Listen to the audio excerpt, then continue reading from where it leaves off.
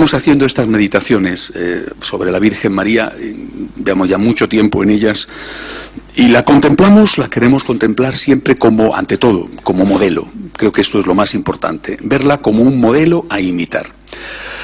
Y hay momentos en la vida de la Virgen en que esta faceta suya, el ser nuestro modelo en el caminar de la vida, pues puede parecer más abstracta o más difícil de realizar. Hay otros momentos en los que realmente la vemos como uno de los nuestros. Es decir, ella ha pasado por donde nosotros pasamos. Sus pies han abierto una senda en la cual nosotros podemos poner también nuestros pies. El mes pasado, el año pasado, porque fue la meditación que hicimos en diciembre, el mes pasado nos fijamos en María al pie de la cruz. Y quisiera hoy terminar con este aspecto, María al pie de la cruz.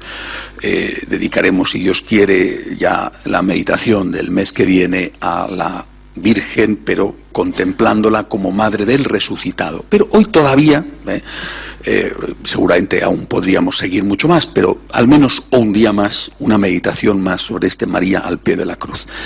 Si el mes pasado os hablaba de la fe, de la esperanza, del amor de la Virgen, quisiera hoy fijarme en algunas cosas de las que ella hace en relación con lo que su hijo está viviendo. En primer lugar, algo que yo no sé si a vosotros alguna vez os ha llamado la atención, a mí siempre, el hecho de que en ese momento ella va a recibir un encargo extraordinariamente difícil de cumplir. Cuando Jesús, en la cruz, en una de sus últimas palabras, le dice: mujer, ahí tienes a tu hijo. Está al lado suyo San Juan Bautista, San Juan Evangelista, y todos siempre han entendido esa presencia de Juan como una presencia de todos los apóstoles y de todos los seguidores de Jesús. Por lo tanto, ese es el momento en el cual la Virgen va a recibir de parte de su hijo el encargo de ser la madre de todos, al menos de todos los seguidores de Jesús, de todos los cristianos. Es un momento, por lo tanto, especialmente solemne e importante. Si hay una maternidad divina de María, por la cual la llamamos Madre de Dios, esa maternidad es el 25 de marzo, es decir, cuando tiene lugar la encarnación del Señor, una maternidad que 9 meses después se concreta con el bebé en los brazos, el día de la Navidad, pero que evidentemente ya había empezado a ser madre desde el momento de la concepción. Hay una maternidad humana, es decir, ella se convierte en la madre de los seguidores de Jesús. Podríamos quizá decir de todos los hombres, pero al menos con seguridad de los seguidores de Jesús, de nosotros los cristianos. En ese momento, a partir de ese momento, ella en silencio va a aceptar la orden de su hijo. Mujer, ahí tienes a tu hijo. Quisiera, repito, meditar sobre esto con un poquito de calma, porque para nosotros es extraordinariamente importante. Lo es debido a que aquel muchacho que tenía allí, que era, lo sabemos porque el Evangelio lo dice, el discípulo predilecto de Jesús, es decir, alguien muy próximo al corazón de Jesús, ese muchacho, también él, a pesar de eso, era un pecador. El que menos estaba allí, los demás no, él estaba allí, pero también él había huido. Por lo tanto, también él era alguien que de alguna manera, no tanto como Pedro, que había dicho por 3 veces no le conozco unas horas antes, ¿verdad? O no tanto como los otros, que ni siquiera, porque Pedro al fin había ido a casa de Caifás a averiguar alguna noticia, los demás ni siquiera eso. Al fin también Juan había sido un pecador. Repito, no como los otros, pero también él.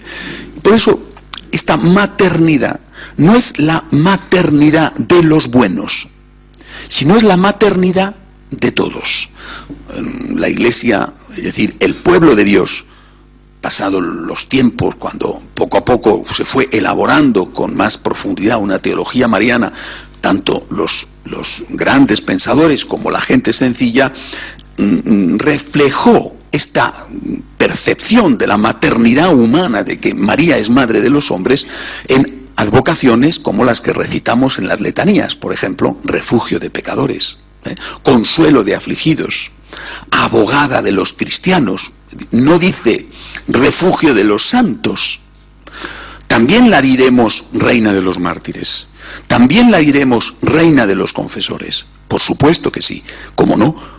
Es naturalmente la reina de los santos, pero no solamente es la reina de los santos, es decir, la maternidad que Jesús le encarga es la maternidad para los pecadores y los santos, para todos. Creo que este es un punto, repito, que merece la pena detenerse en ello. Insisto, estamos viendo a María como modelo. Una vez que nos fijamos en lo que ella hace, ahora tenemos que fijarnos en lo que nosotros tenemos también que hacer. María, por encargo de Jesús, va a asumir la maternidad del que no se lo merece. Esta es la idea. María nos trata como madre nuestra, no porque nosotros lo merezcamos, sino porque Jesús le ha pedido que ella lo haga. Viene la segunda parte. A Juan le va a encargar lo mismo, pero al revés. Ahí tienes a tu madre. Es decir, a nosotros nos va a encargar que cuidemos de ella y que la demos las alegrías y consuelos que todo hijo bien nacido debería de darle a su madre. ¿Cuándo lo hacemos? Cuando estamos en gracia de Dios, cuando hacemos el bien. Cuando no lo hacemos, cuando cometemos pecados. Entonces no solamente ofendemos a Jesús, sino que ofendemos, herimos gravemente también a María. Ahora, vuelvo a la idea que os decía. Por lo menos para mí, sentir que la Virgen me quiere más allá de mis méritos, me da una paz inmensa. Nunca he dudado de que el amor de Dios es también así. Pero Dios tiene, junto con su divina misericordia, tiene una función de juez. A María no le han encargado ser juez. Dios es juez. El juicio de Dios es un juicio misericordioso. Es el juicio hecho por un padre. Y es un juicio que en sí mismo es un acto de amor. Pero es un juicio. Mientras que la Virgen María no es juez. La Virgen María es simplemente una madre. Y ahí está todo dicho. Repito, esto no quisiera que se entendiera como algo que hace poner en un lugar menos amoroso a Dios. Pero esto es lo que Dios le encargó a la Virgen. O sea, Dios le encarga a la Virgen que sea la abogada. En un juicio está el fiscal, y está el abogado, y está el juez. Bueno, el fiscal en un juicio, en nuestro juicio ya sabemos quién es, ¿no? El fiscal será el demonio. No, con esto no quiero decir ni mucho menos que los fiscales sean demonios. También ellos tienen que hacer un papel. Pero el día de nuestro juicio, el fiscal será el demonio. Se levantará contra nosotros. Y habrá una abogada. Y esta abogada será la Virgen. Después estará el juez, Cristo nuestro Señor. El juez ha encargado a la Virgen que sea la abogada. Y este acto de maternidad es extraordinariamente costoso para la Virgen, porque es ejercer de abogada de los asesinos de su hijo. Hasta que no nos demos cuenta de esta idea, no comprenderemos lo mucho que le costó a la Virgen convertirse en Madre Nuestra. Es la abogada de los asesinos de su hijo. Es la abogada nuestra. Y es por nuestros pecados que murió Jesús. Es la abogada de los asesinos de su hijo. ¿Qué tenemos nosotros que hacer? Hace unos días me encontraba en una situación en la cual una persona, bueno, que pasaba por unos momentos de necesidad, me pedía ayuda. No tengo ninguna deuda de gratitud con esa persona, más bien todo lo contrario. Y sin embargo se encuentra todavía en una situación en que su vida corre peligro. En una situación muy grave, algo que le ha ocurrido, le ha obligado a salir de su país y a buscar refugio en un país extranjero, y me pedía ayuda para encontrar ese refugio, porque le buscaban para matarle. Ayudarle suponía, de alguna manera, implicarme en un problema que no era mío, ¿no? Y cuando a una persona le busca una banda, bueno, pues aunque esté lejos, en otro país, no deja de ser una situación en la que te comprometes. No tenía ninguna deuda con él, al contrario, pero hay una persona que se presenta pidiendo ayuda. Eso es, salvando todas las distancias, que aún seguramente son mayores, lo que hacemos nosotros con la Santísima Virgen. No somos nosotros los asesinos de su Hijo con cada uno de nuestros pecados, los que sin embargo nos presentamos ante María pidiéndole su intercesión. Incluso a veces lo hacemos estando en pecado. Muchas veces por la mañana, cuando rezo delante de la Virgen, aquí en la iglesia, veo personas que vienen, están un instante y se marchan, seguramente entran en el templo antes de ir a su trabajo. Algunas encienden una vela, otros no, simplemente besan la imagen de la Virgen, quizá musitan en silencio una Ave María y salen del templo, rápidamente van a su trabajo. Y cuando lo veo, siempre me emociona. Eso es fe. Seguramente tendrá que ser purificada esa fe, es posible que vayan a pedir y no dar gracias, no lo sé, pero hay fe. ¿Y esas personas son personas buenas? Pues tienen fe, pero a lo mejor están en pecado mortal. A lo mejor alguna de las señoras, porque hay algún señor, pero la mayoría son señoras, los que lo hacen casi cada día, a lo mejor alguna de las señoras tiene un carácter endiablado y su marido dice de ella pestes. Puede ser, o a lo mejor no. O quizá alguno de los señores que pone su vela o que hace su oración con tanta devoción, pues quizá en su empleo es un ogro y es un jefe horroroso, o es un empleado vago a más no poder. Pues puede ser. Pero esas señoras y esos hombres, y yo mismo que estoy ahí rezando, no estamos acercándonos a la Virgen por nuestros méritos. No decimos, no digo yo, me lo merezco. Todos tenemos la certeza, la seguridad de que María nos acoge con los brazos abiertos sin que tenga nada que ver nuestro mérito. Y eso es lo que nosotros tenemos que hacer. A veces se nos presentarán ocasiones que son realmente maravillosas. Y me refiero a esas ocasiones como esta que os he contado, donde de repente una persona, que no es que sea tu peor enemigo, desde luego, ni mucho menos, pero sí que es una persona que desde luego no le harías un favor. Y sin embargo te pide algo como a la única persona a la que puede acudir para salvar su vida. Y yo pensé en la Virgen María. Pero no acudo yo a pedir ayuda a María sin merecerlo, como voy queriendo imitar a María a cerrar la puerta de mi corazón a una persona que me pide ayuda, aunque no se lo merece, y aunque eso supone de alguna manera implicarme y complicarme la vida. Y hablando con unos amigos sobre este tema, les decía, poniendo el ejemplo de otros que efectivamente no son, como este caso, alguien que, digamos que ha pasado y me ha hecho un ligero perjuicio, sino alguien que ha hecho graves perjuicios. Si esa persona o esas personas me pidieran ayuda, se la daría. Eso sí me costaría muchísimo, pero se la daría. Repito, si María es nuestro modelo y nosotros somos conscientes de que no nos merecemos ese amor, que ahí está la clave de todo. Una vez más, la clave de todo está en la humildad o en la anticlave, que es la soberbia. Si yo soy consciente de que yo no me merezco el amor de Dios, de que yo no me merezco su divina misericordia y de que yo no me merezco el amor de María, y quiero también conscientemente imitarla, pues entonces cuando a lo largo de la vida se me presentan las oportunidades, ¿de qué? Pues habrá veces que serán oportunidades de amar al amable, al que me ha hecho un favor. ¿Con qué gusto lo haces?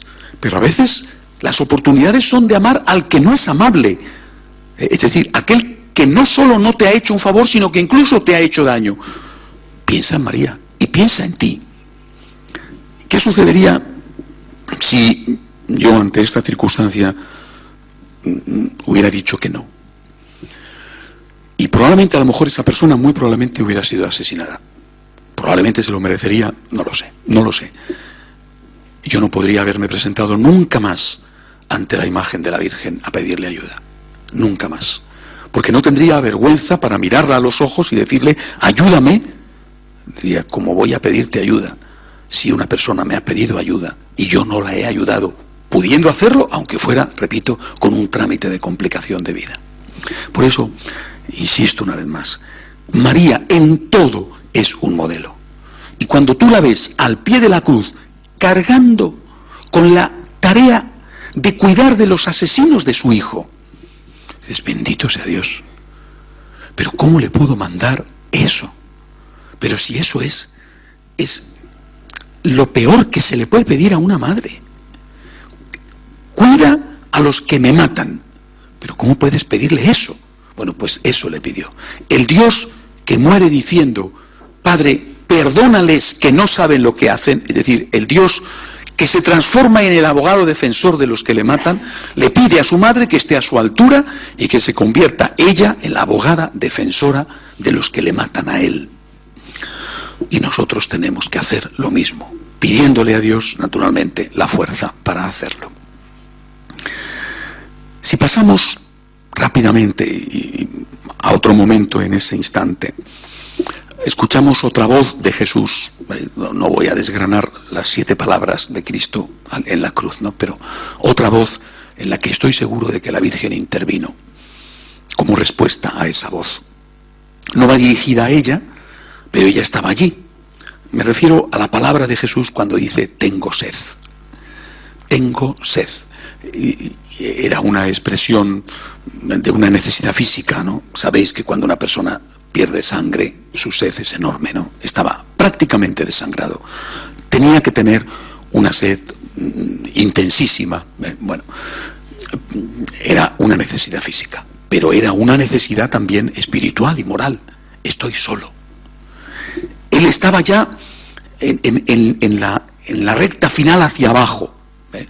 Después de esto, él grita lo de, Dios mío, ¿por qué me has abandonado? Es decir, está a punto de entrar en lo que se llama en teología la kenosis, el abandono, el no sentir la presencia de Dios, no tener la comunicación con Dios, porque era Dios, pero sí no sentir en tanto que hombre esta comunión con Dios. Tiene sed. Bueno, había allí varias personas, sabemos que uno de ellos, un soldado, le dio a beber con una caña, le acercó a la boca una esponja con vinagre. Pudiera parecer un gesto de crueldad, probablemente el vinagre lo hizo para saciarle la sed, o quién sabe, porque no tenía otra cosa. En fin, bueno, como fuera, respondió al menos ese hombre a esa petición de Jesús. Estaba Juan Evangelista y estaba la Virgen María, las otras mujeres. Pero esta palabra que la Virgen escucha, también la oímos nosotros, tengo sed. Y la Virgen sin duda la entendió como tenía que entenderla. ¿De qué tiene sed mi hijo? Tengo sed de ti, te necesito. No había dejado la Virgen de hacer otra cosa. Toda la vida había hecho esto. Desde Belén al Calvario se dedicó a esto, a ser el apoyo de su hijo. Estaba allí precisamente por eso. Podía haberse ahorrado la tortura espantosa de ver matar al hijo. Lo tenían que matar, ¿para qué verlo tú? ¿Para qué verle retorcerse en la agonía? Pero ella sabía que en ese momento la iba a necesitar. Y que si su mirada buscaba a alguien en quien encontrar al menos un poco de apoyo, tenía que encontrarse con sus ojos de madre. Y por eso estuvo allí. Sufrió para que él sufriera menos. Te necesito, aquí estoy. Eso es lo que hace María. Antes con respecto a nosotros, ahora con respecto a su hijo. Te necesito, aquí estoy. Y ahora nuestra invitación, te necesito. ¿Qué es lo que el Señor nos pide cuando nos dice, te necesito? Serán cosas distintas, ¿no?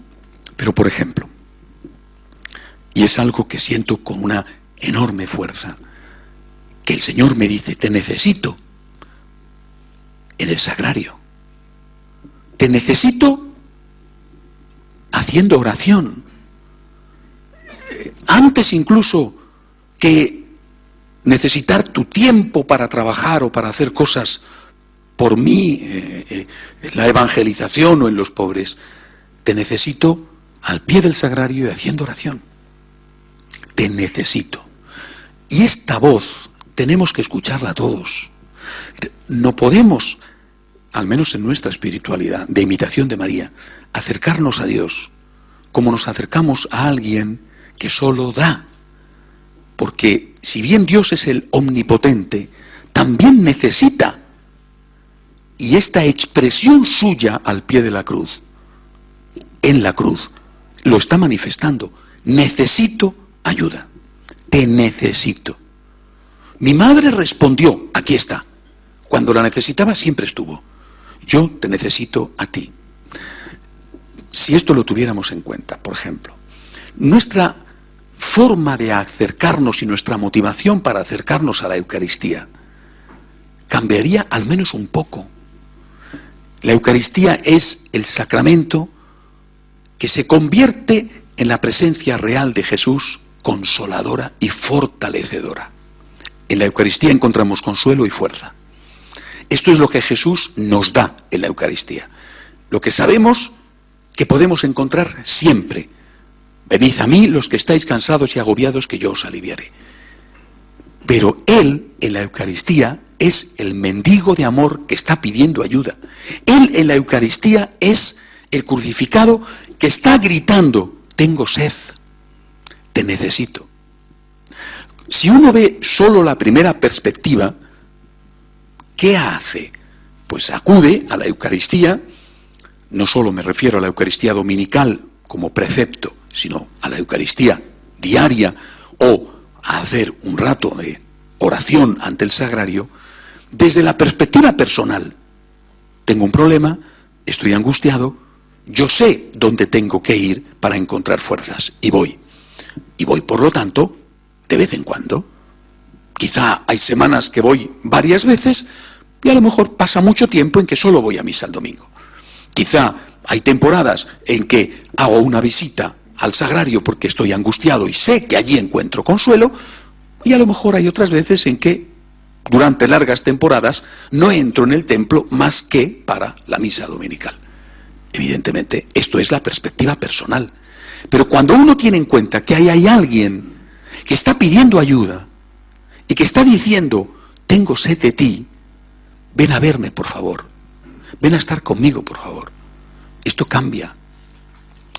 No se puede ir a ver al papá que está en el asilo, por ejemplo, solo cuando tú tienes necesidad de ver a tu papá. El planteamiento tiene que ser al revés. Voy a ver a mi papá que está en el asilo porque es mi papá el que necesita verme. Y seguramente necesita verme mucho más que yo le necesito a él. No puedo acudir a ayudar a una persona solo cuando tengo un grado de necesidad de, digamos, satisfacer un sentimiento para estar con la conciencia tranquila, sino que tengo que acudir a ayudar a una persona en función de las necesidades de esa persona. Esta es la diferencia. Y esto, yo creo que es fácilmente comprensible, lo tenemos que entender también relacionado con Cristo en la Eucaristía. El tengo sed no fue un episodio instantáneo o físico del Cristo que moría. Es el episodio permanente del Cristo en el sagrario. Tengo sed de ti, te necesito. En las capillas de los conventos de la Madre Teresa, junto al sagrario, siempre tienen esta frase escrita, tengo sed. De ti tengo sed. No lo olvidéis esto nunca. Imitando a María, vete al sagrario. Cristo te necesita. Necesita que estés allí. A veces estarás muy lúcido y será una maravilla. Otras veces estarás aburridísimo. Otras veces te distraerás. Da igual. Es Cristo que necesita que estés allí un ratito. Ya sabe Él lo ocupado que estás. Pero Él necesita una visita tuya, que es tanto más valiosa y hermosa si va unida a la Eucaristía, que culmina, por lo menos para todos aquellos que pueden hacerlo, con la comunión, donde te vas a encontrar con Él y Él se va a encontrar íntimamente unido a ti cuando tú comulgues. Repito, si esto lo tuviéramos en cuenta, nuestra percepción de la misa sería distinta. Y yo tengo la impresión de que esto, la inmensa mayoría de los católicos no lo han visto, ni escuchado, ni sentido nunca. Siempre la misa es vista o como un deber dominical ligado a una sanción, el pecado mortal, o como algo que se utiliza en función de las propias necesidades, como una comida, y es una comida, como una fuente de fuerza y de consuelo, y es una gran fuente de fuerza y de consuelo. Pero la Eucaristía es un ser vivo, es una persona, es Jesús, y es Jesús crucificado. Y es Jesús que está diciendo todo el día, y que te lo dice a través de las ondas, ¿eh? Es decir, que tú estás a kilómetros o estás y escuchas que Él te dice, te necesito, ven a verme, te necesito. Seguramente tú le necesitas más, aunque no lo sepas, y luego, después de estar un rato, cómo sales de bien, pero Él te necesita a ti, y si tú crees que no le necesitas, da lo mismo, Él te necesita a ti. Termino este punto con una anécdota de hace tiempo que me impresionó mucho de las carmelitas de la Encarnación de Ávila. Una vez me contaban, salió a cuento porque estaba con unas franciscanas de María que trabajan ayudando a presos en la cárcel, y me contaban que ahí en Ávila hay una cárcel, también tienen mujeres, y que el capellán las lleva de vez en cuando, no sé con qué frecuencia, por grupos al locutorio para que hablen con las monjas. Estas mujeres, me decía la Madre Carmen, la priora, estas mujeres encarceladas, muchas de ellas por droga, en fin, por motivos diversos, la mayoría latinas, que gracias a Dios tienen fe. Estas mujeres se quedan muy impresionadas de ver a otras mujeres detrás de unas rejas, con la diferencia de que ellas están en la cárcel a la fuerza y por un delito, y estas otras, las monjas, están detrás de unas rejas sin haber hecho nada y libremente, y que el capellán, que lo sabe y sabe lo que se produce cuando este espectáculo de ver unas mujeres presas a otras detrás de unas rejas libremente y con una gran felicidad, siempre viene la pregunta, ¿y ustedes por qué están aquí? Y la Madre Carmen me decía, nosotras siempre contestamos esto, nosotras que estamos aquí por amor. Aquel al que amamos está encarcelado en un sagrario. Y nosotras que estamos aquí para hacerle compañía. Estamos aquí porque estamos enamoradas. Y yo creo que cuando uno entiende esto, y entiende que en el sagrario hay un ser vivo, que es el amor de nuestra vida, que es el amor de los amores, solo entonces entiendes lo que significa acudir a la iglesia, acudir a estar con Él, a hacerle compañía, a decirle que le quieres, a estar en silencio, a estar aburrido, a estar, como sea, a estar a su lado. Si uno no ama a Jesús, no entiende nada, y todo es costoso, penoso, obligatorio, fatigoso, y cuando uno ama a Jesús, lo entiende todo, y todo es ligero, y aunque cueste mucho, se hace siempre llevadero e incluso fácil. La clave está en entender que ahí hay una persona que te ama y en tener tú al menos un poquito de ganas de amar al que tanto te ama. Cuando ves a esas mujeres allí, en este caso en Ávila, pero en tantos otros sitios, ¿no?, encarceladas voluntariamente para acompañar al encarcelado, dice, esto es amor. Esto de verdad es amor. Dice, y nosotros, que no estamos encarcelados, que estamos libres supuestamente, en cambio estamos presos de pasiones, ocupaciones, tonterías, a veces pecados, y no tenemos tiempo para poder ir a estar un ratito con Él, a decirle, te quiero mucho. 5 minutos, te quiero mucho. O vengo a comulgar, porque no puedo pasar sin ti. Y además sé que tú, aunque no lo pueda entender, no puedes pasar sin mí. no lo puedo entender. Yo sí puedo entender por qué no puedo yo pasar sin ti, Jesús. No puedo entender por qué tú no puedes pasar sin mí, porque yo no valgo nada. Pero es así, porque esto es la locura del amor. Y por lo tanto vengo a comulgar, porque tú tienes sed de mí y yo no quiero que estés sediento de mí. Y yo, desde luego, no puedo estar sin ti, no puedo estar sediento de ti. Siguiente punto de esta meditación. Y fijaros, este aspecto que voy a hablar ahora probablemente es el más difícil de entender. La Virgen María hizo todo esto. Estuvo donde tenía que estar y cuando tenía que estar, tanto en Belén como en el Gólgota. La Virgen María escucha a su hijo decir que la necesita, que tiene sed de ella, y hace lo que tiene que hacer. Estaba allí. Pero todavía había vida. Aún Jesús estaba vivo. Aún cabía el milagro del último segundo. Un milagro tipo Elías, un carro de fuego que se lo lleve al cielo,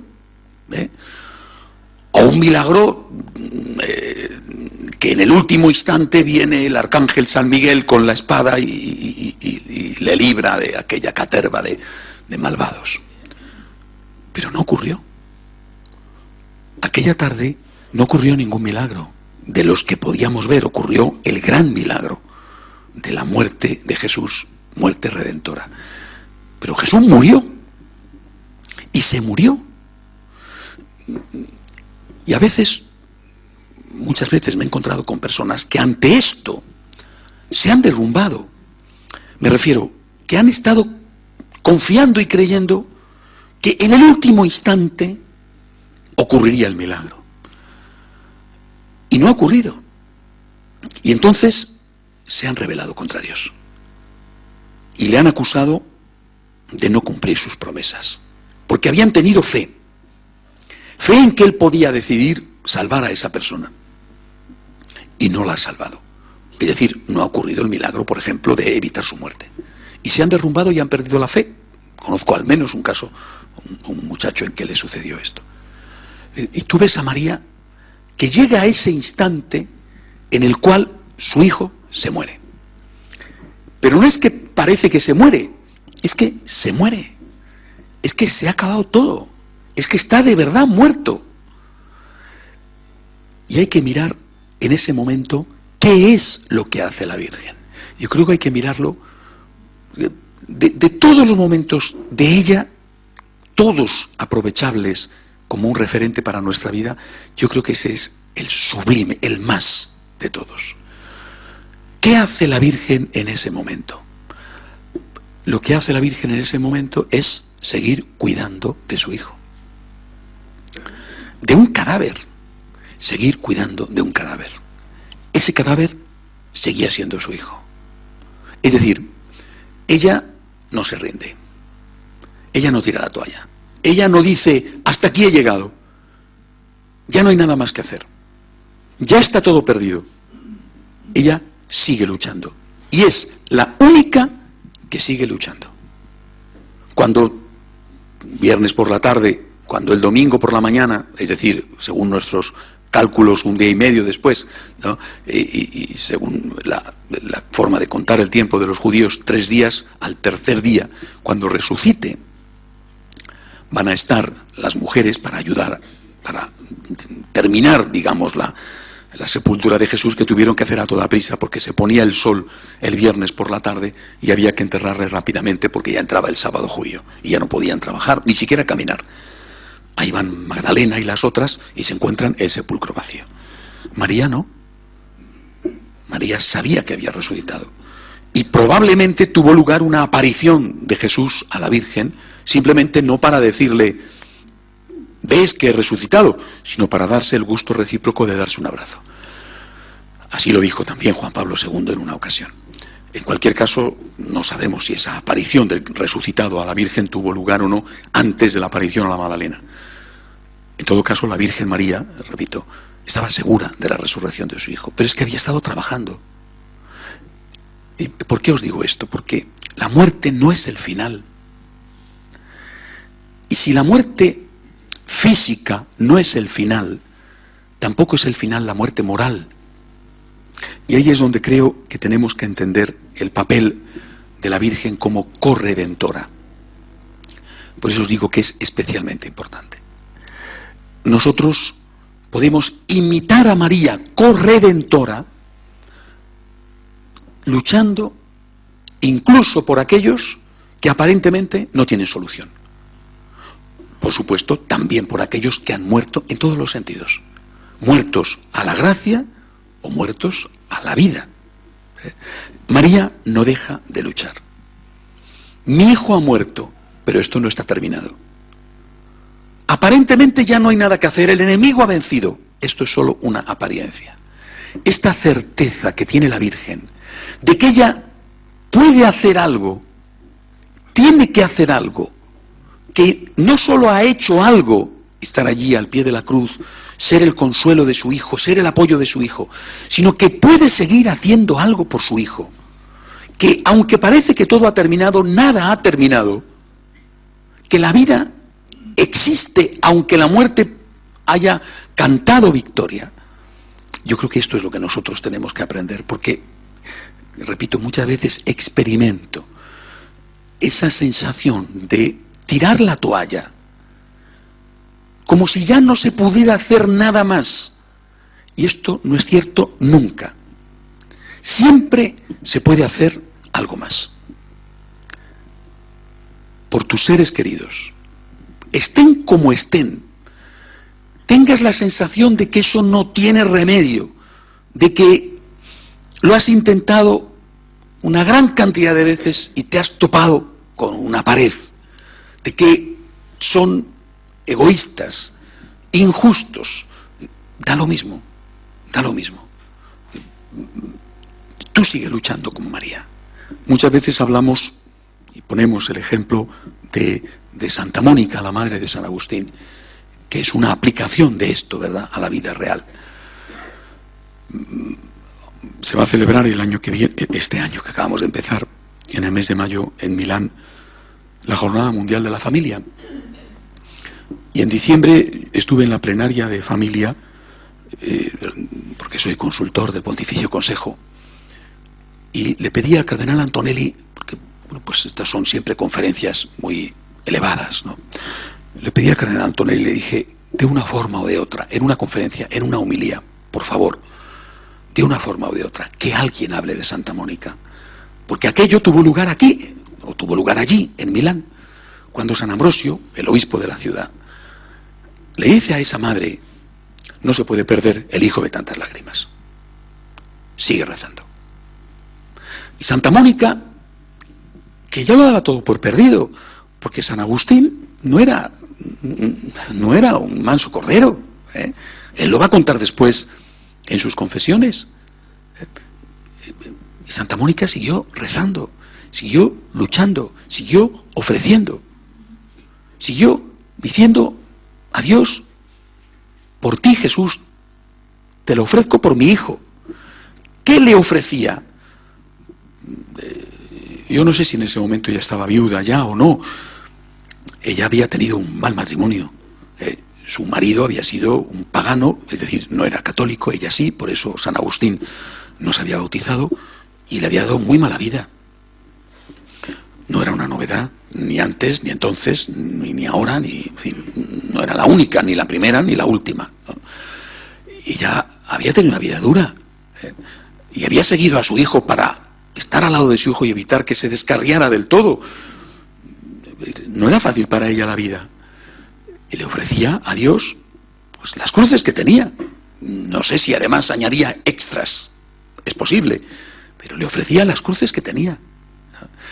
Y por eso le pedía al cardenal, hablen de esto, por favor, porque esta es la realidad de muchas familias. Y ocurrió aquí en Milán. Vamos a estar en Milán.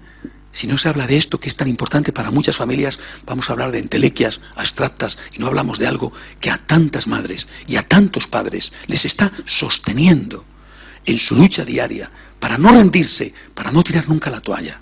Bueno, pues si esto lo decimos de Santa Mónica, hay que decirlo de una forma especial de la Virgen María. Cuando vayáis al Vaticano, si no habéis ido nunca, tenéis que ir, y si habéis ido, seguramente volveréis. al entrar, siempre a la derecha está la imagen de la desolada, ¿no?, de la Virgen de Miguel Ángel con el Cristo muerto. Es una imagen espectacular. Al lado es donde han enterrado al beato Juan Pablo II.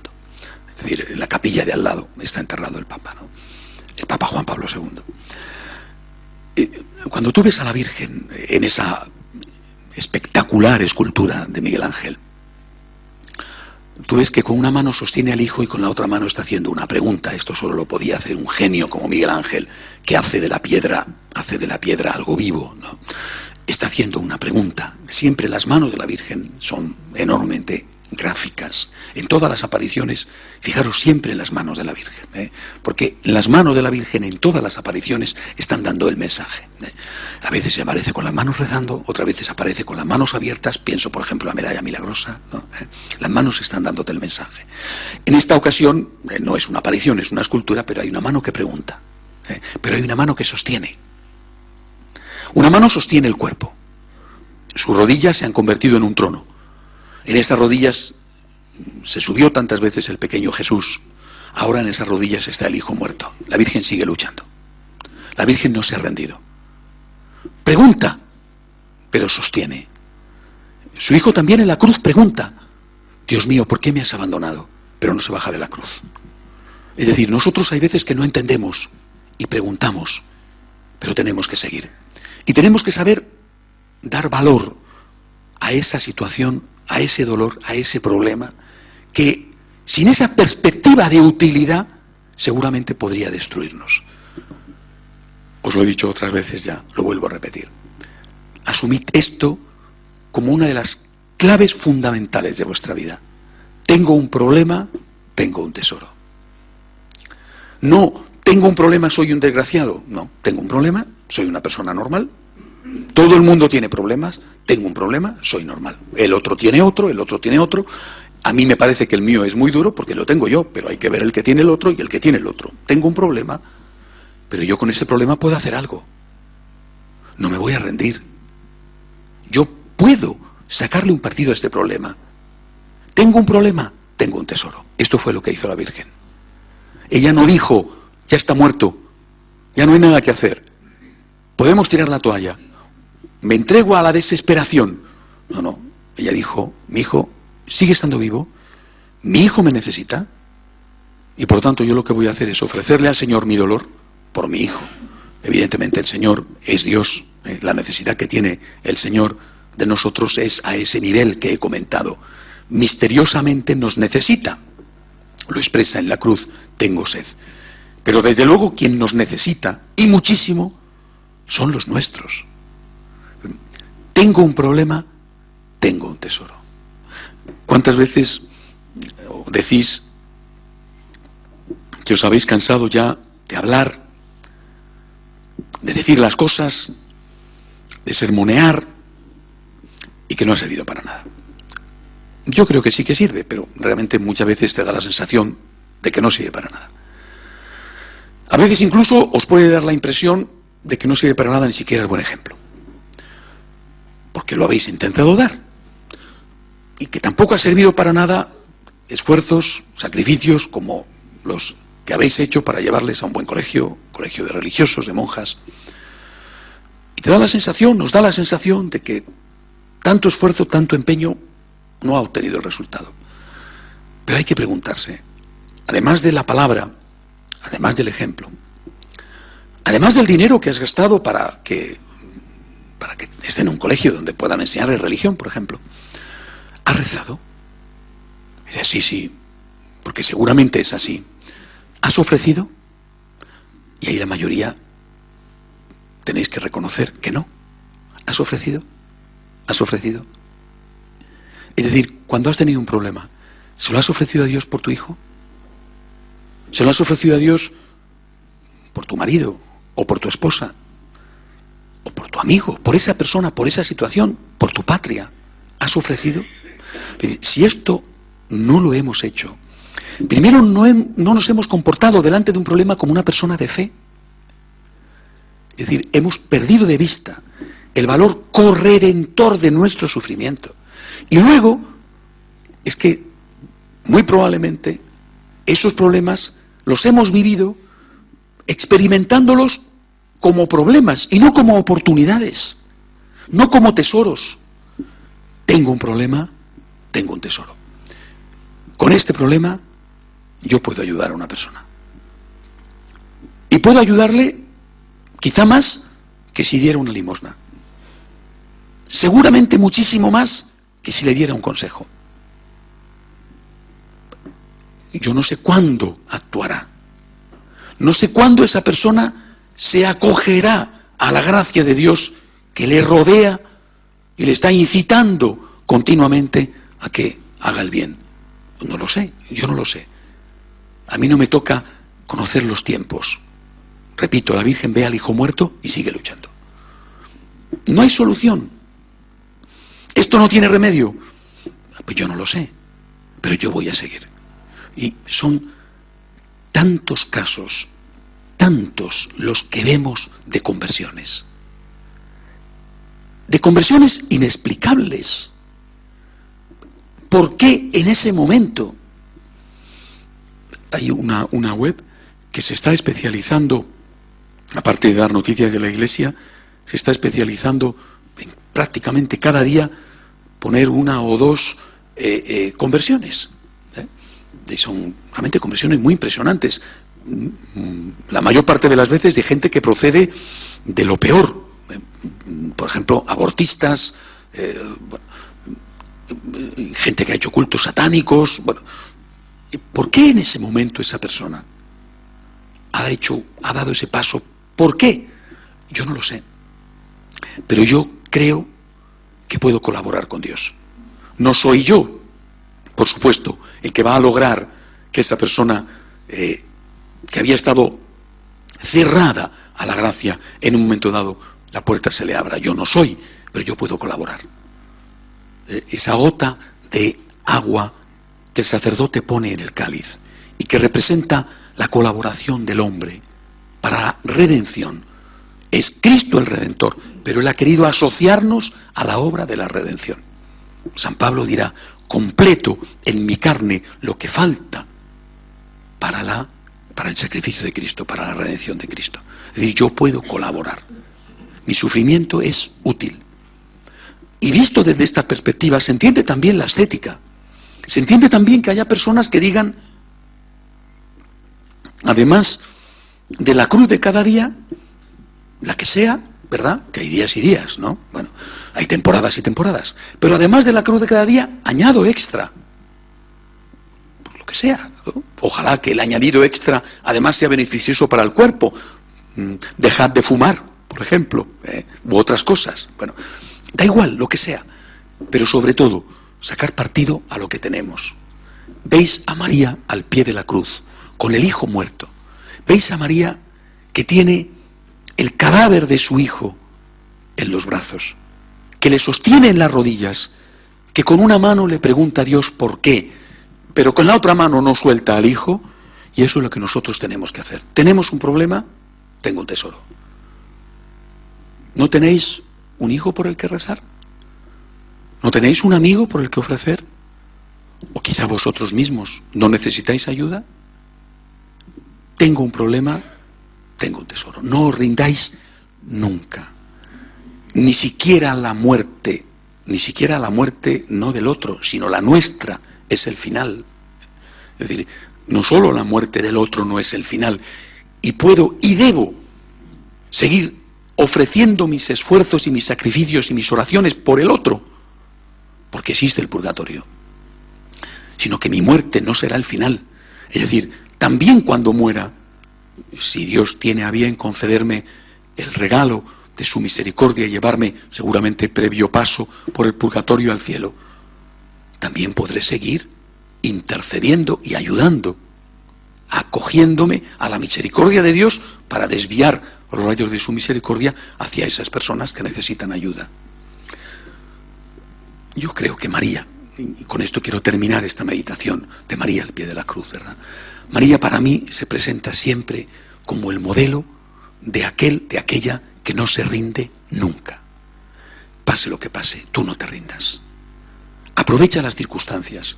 Aquellas que son más dolorosas quizás sean las mejores. Cuando tienes ganas de tirar la toalla, en ese momento es cuando puedes sacar mejor partido.